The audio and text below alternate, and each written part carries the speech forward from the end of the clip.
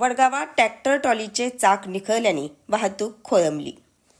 पेठ वडगाव तालुका हातकणंगले येथे सुतार गल्लीजवळ सुमित अशोक पाटील राहणार लाटवडे यांचा ट्रॅक्टर क्रमांक MH093324 हा खोची येथून वारणा साखर कारखान्याकडे ऊस घेऊन जात असताना ट्रॉलीच्या चाकाचे बेरिंग तुटल्याने चाक हापमधून बाहेर आल्याने ट्रॉली जाग्यावर थांबली व चाक कण्यावर थांबल्याने मोठा अनर्थ टळला।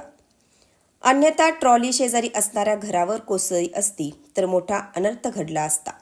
घटनेची स्थळावरून मिळालेली सविस्तर माहिती अशी की लाटवडे येथील सुमित पाटील यांचा ट्रॅक्टर खोची येथील सोनाजीराव वाघ यांच्या राजनंदिनी हार्वेस्टर मशीनच्या मागे ऊस तोडणीस आहे। तो खोची येथील वसंत गुरव यांच्या शेतातील ऊस वारणा साखर कारखान्यास घेऊन जात असताना वडगाव येथील सुतार गल्लीत आला असता मागील ट्रॉलीचे चाक बेरिंग तुटल्याने हापमधून निघून पडले। ही माहिती ड्रायव्हरला समजताच ट्रॅक्टर जाग्यावरच थांबवण्यात आल्याने मोठा अनर्थ टळला।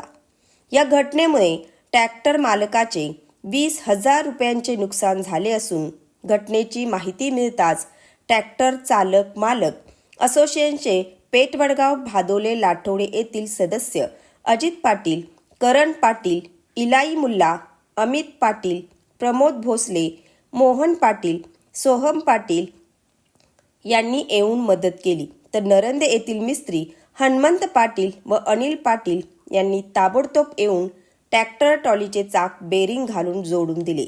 या घटनेमुळे वडगावहून वाठारकडे जाणारी वाहतूक जवळपास 1 तासाहून खोळंबलेली होती ती अंबप फाट्याकडे वळवण्यात आली व चाक बसल्यानंतर वाहतूक व्यवस्था व्यवस्थित सुरू झाली। यावेळी traffic police Mahesh Gaikwad, home guard Amit Koli, Uttam Koli यांनी वाहतूक मार्गस्थ करण्यास मदत केली। वडगाव न्यूजसाठी प्रतिनिधी प्रकाश कांबळे।